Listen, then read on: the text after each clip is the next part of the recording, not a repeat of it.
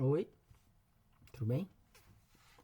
Você já parou para pensar que, se você vê a história, desde os anos passados, todos buscavam um Deus, todos queriam saber da onde eles vieram, como eles vieram, e todos buscavam um Deus. Os romanos viram o mar como um Deus, e aí surgiu Poseidon. Viram as chuvas, nuvens, aí falaram, criaram Zeus. Todos os homens tentavam buscar um Deus. Porém, num certo dia, em Belém, veio o menino Jesus. Jesus teve que vir para pararem de adorar outros deuses que nem existem. Agora imagina, se você vê uma estrela que começa a se mover do nada. Vocês não iriam seguir ela? Eu seguiria tranquilamente. E foi o que os magos fizeram. E chegaram lá e perguntaram: onde está o rei de Israel? Acreditavam-se que o mar era Poseidon. Porém, quando Jesus veio e acalmou a tempestade, provou que ele era Deus. Se você abrir em Mateus, capítulo 8, versículo 23, vai estar escrito assim: Jesus subiu na barca e seus discípulos o seguiram. Eis que no mar houve uma violenta tempestade, a tal ponto que a barca estava sendo coberta pelas ondas. Jesus, porém, dormia. Então os discípulos se aproximaram e o acordaram, dizendo: Senhor, salva-nos, estamos morrendo. Jesus lhe disse: por que vocês são tão medrosos, tão fracos na fé? Então levantou-se, ameaçou os ventos e os lagos, e houve uma grande calmaria. Os homens ficaram espantados e disseram: quem é este a quem até os ventos e o mar obedecem? E aqui está uma das provas que Jesus é o Deus, que ele sim é o verdadeiro Deus. Porém, acreditavam que a mãe natureza era um Deus. E Jesus veio e fez uma árvore secar, da raiz até as folhas. Se você abrir em Mateus, capítulo 21, versículo 18, de manhã, voltando à cidade, Jesus estava com fome. Viu uma figueira à beira do caminho e foi até ela, mas não encontrou nada além de folhas. Disse então a figueira: nunca mais produzirá frutos. E no mesmo instante a figueira ficou seca. Vendo isso, os discípulos diziam, espantados: como é que a figueira secou tão rápido? Jesus lhe respondeu: eu lhes garanto, se vocês tiverem fé e não duvidarem, não farão apenas o que eu fiz à figueira, mas se disserem até mesmo a uma montanha: levante-se e atira-se no mar, assim acontecerá. E tudo quando vocês, na oração, pedirem com fé, o receberão.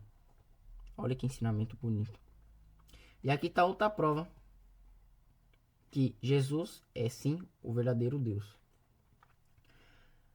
Acreditavam em signos. Porém, foi como eu disse. Quando Jesus nasceu, uma estrela foi até ele. Então Jesus provou que quem manda nas constelações, nos astros, é ele. Pois ele é o único Deus verdadeiro. Como não bastasse tudo isso que eu disse, Jesus ressuscita o filho da viúva de Naim. Abra em Lucas, capítulo 7, versículo 12. Quando Jesus se aproximou da porta da cidade, levaram para fora um morto, filho único de uma viúva, e uma multidão da cidade acompanhava a viúva. Quando a viu, Jesus encheu de compaixão e lhe disse: não chores. Aproximou-se e tocou no caixão, e os carregadores pararam. Então disse: jovem, eu lhes ordeno, levante-se. O morto sentou-se e começou a falar. E Jesus o entregou à sua mãe. Olha que lindo. Jesus acabou de ressuscitar um filho morto. Jesus mostrando o poder divino que ele tem, através de Deus. Tá aí uma das provas que Jesus é o único e verdadeiro Deus. Ele mesmo diz, João capítulo 14, versículo 6. Jesus diz: eu sou o caminho, a verdade e a vida. Ninguém chega ao Pai senão a mim. Olha que frase linda. Porém, temos os demônios.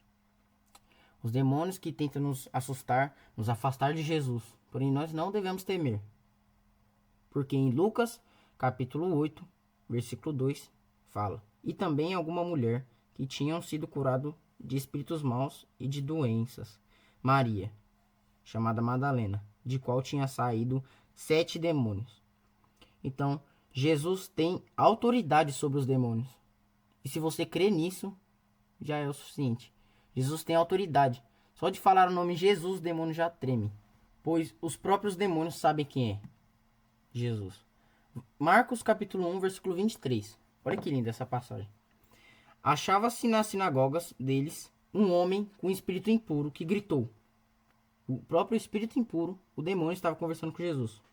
Que gritou: "O que queres de nós, Jesus de Nazaré? Vieste nos destruir? Eu sei quem tu és, o Santo de Deus." Jesus o repreendeu, dizendo: "Cale-se e saia dele." Então o espírito impuro saiu dele, sacudindo-o violentamente e soltando um grande grito. E todos se admiraram, a ponto de perguntarem uns aos outros: "O que é isso? Um ensinamento novo, dado com autoridade. Ele dá ordem até aos espíritos impuros e eles lhes obedecem?" Então aqui está a prova que Jesus tem autoridade sobre os demônios. E os próprios demônios temem a ele. Pois os próprios demônios sabem o quanto Jesus é poderoso, o quanto ele é maravilhoso e quanto ele é o verdadeiro Deus. O próprio demônio fala: "O Santo de Deus." Se eu não me engano, na Bíblia fala que foi tantas coisas que Jesus fez que na própria Bíblia eles não conseguiram escrever, pois eram muitas coisas mesmo. E agora que eu mostrei para você, não mostrei nem um terço do que Jesus fez, porém estou te mostrando pontos que mostram que ele é verdadeiro Deus, que veio na terra. E além de tudo isso, ele fez algo, a maior prova de amor foi feita numa cruz. Jesus passou horas em agonia, pois ele sabia que ele ia morrer. Ele sabia por tudo que ele ia passar. Ele sabia que ia ser chicoteado. Ia colocar uma coroa de espinho, martelar a coroa de espinho na cabeça dele. Ele sabia que ele ia apanhar. Ele sabia que ia ser morto e crucificado. Ele sabia que ele ia carregar a cruz até o Calvário, caindo diversas vezes, ralando o joelho. Nossa, toda hora sendo chicoteado. Na própria Bíblia diz, em Isaías capítulo 52, versículo 14: "Assim como muitos ficaram espantados diante dele, pois não parecia mais gente, tinha perdido toda a sua aparência humana." Então Jesus apanhou tanto por nós que ele acabou perdendo sua aparência humana. Ele nem parecia mais um ser humano, de tanto que ele apanhou. Imagina um caminhão passando em cima de um corpo 10 vezes. Nem aparecia mais um humano. Era assim que Jesus estava. Assim era o estado dele. E se a gente continuar em Isaías capítulo 53, versículo 2, está falando sobre o que ele fez por nós. Ele cresceu como broto na presença de Javé, como raiz em terra seca. Ele não tinha aparência nem beleza para atrair nossos olhares, nem simpatia para que pudéssemos apreciá-lo. Desprezado e rejeitado por todos os homens. Homem de sofrimento e experimentado na dor. Como indivíduo de quem a gente esconde o rosto, ele era desprezado e nem tomamos conhecimento dele. Na verdade, são nossas doenças que ele carregou, são nossas dores que ele levou nas costas. E nós achávamos que ele era um homem castigado, um homem ferido por Deus e humilhado. Mas ele estava sendo transpassado por causa das nossas regressões, esmagado pelos nossos pecados. Caiu sobre ele o castigo que nos deixaria em paz. E por suas feridas é que nos veio a cura. Todos nós estávamos perdidos como ovelha, cada qual se desviava pelo seu próprio caminho. E Javé faz cair sobre ele os pecados de todos nós. Oprimido, ele se humilhou, não abriu a boca, como cordeiro levado ao matadouro, como ovelha muda diante do torqueador. Ele não abriu a boca, foi preso, julgado injustamente. E quem se preocupou com a vida dele? Ninguém. Ninguém se preocupou com a vida dele, sendo que ele fez tudo isso por nós. E Jesus deixa uma palavra, deixa uma mensagem para nós. Peço para que você abra em Isaías capítulo 43. E onde estiver escrito Jacó ou Israel, você coloca o seu nome. Vou te dar um exemplo. Imagina que meu nome é Paulo. Eu vou ler, pois isso aqui é o que Javé está falando para mim. Ele está tendo uma conversa diretamente com você, comigo.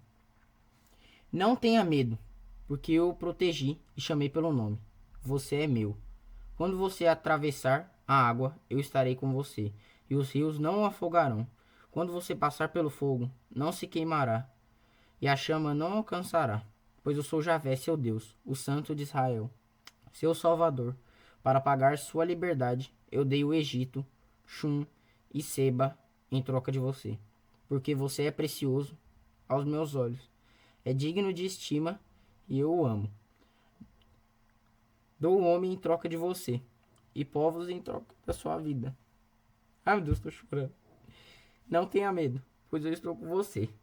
Lá no Oriente vou buscar sua descendência, e do Ocidente eu reunirei você. Direi ao norte, entrego e ao sul, não retenha. Traga de longe meus filhos, traga dos confins da terra minhas filhas, e todos os que são chamados pelo meu nome, os que criei para minha glória, os que formei e fiz. E aí você continua lendo. E aí você continua lendo. Eu não tô conseguindo.